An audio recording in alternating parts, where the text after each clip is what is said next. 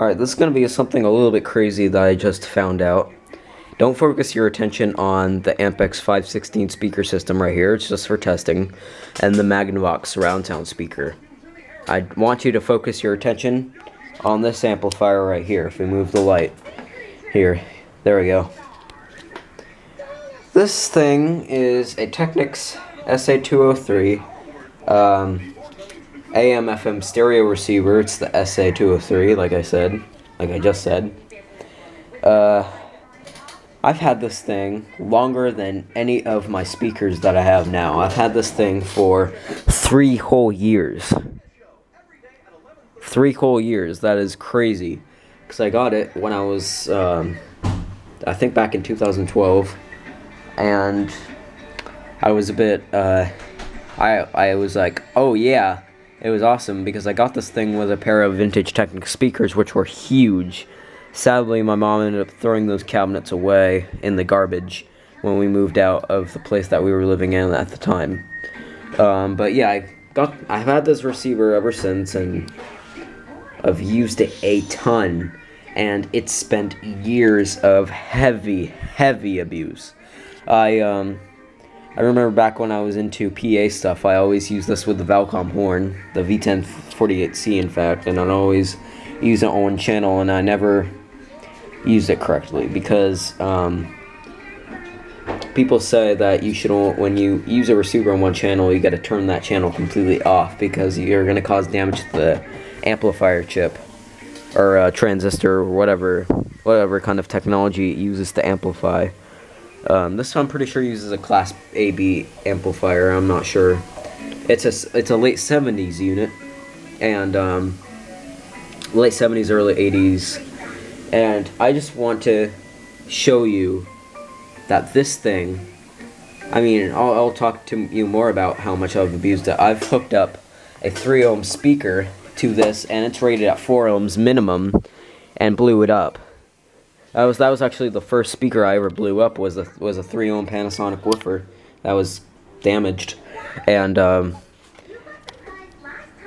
more and more abuse. I think back when I first got it, I hooked up a 70 volt Atlas horn to it and couldn't even handle it. But maybe it could. I don't know. But I just here to say how much this thing has survived all the abuse. Okay, here I have 2 speakers that are hooked up, that I showed in the beginning of the video. I'm going to be playing Junior Senior Move Your Feet. I do not own the copyrights to the song, so YouTube, please do not take it away. Hang on, I'm just going to find a different version.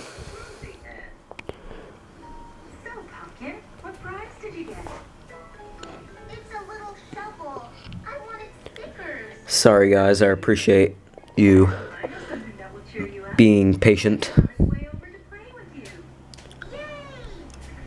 Alright, here we go. I'm just going to show you how well this thing survives.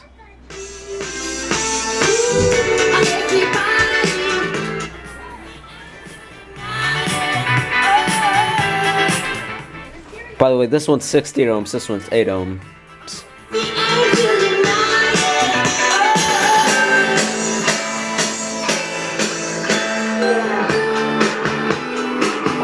It works.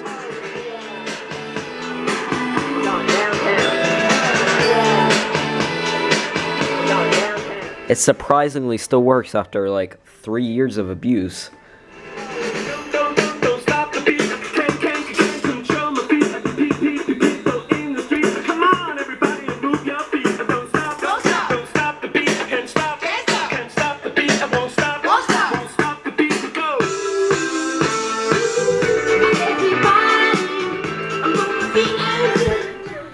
Now, the only problem it does have is, let me go ahead and turn on. It's on this one right now, and this is this is actually technically a speaker damaging problem. Oh, by the way, the FM tuner on this hasn't worked for years. It hasn't worked ever since I got it, so that's fine. That's fine. I'm not going to use it at all. I'm just going to use the aux input, but I'll show you. All right, I'm just going to click the bass up just once, okay?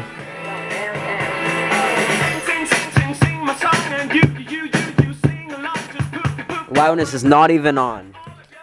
To prove it.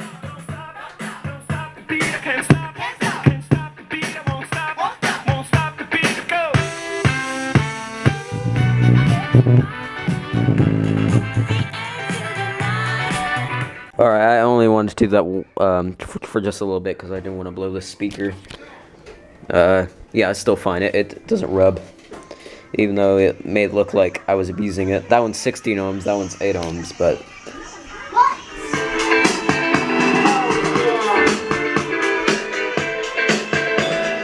yeah, this thing still works after years of abuse, and I'm very, very surprised that it's worked. So... excuse the noise in this dang living room because people don't know how to be quiet when I'm making my stupid videos. Oh yeah. Oh, by the way, check this speaker out.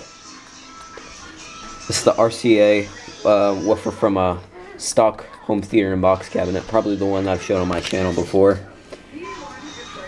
It's rather cheap actually for having such a big surround.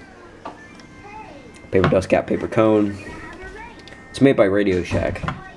Anyways, yeah, that was the Technics SA-203 stereo receiver that survived 3 years.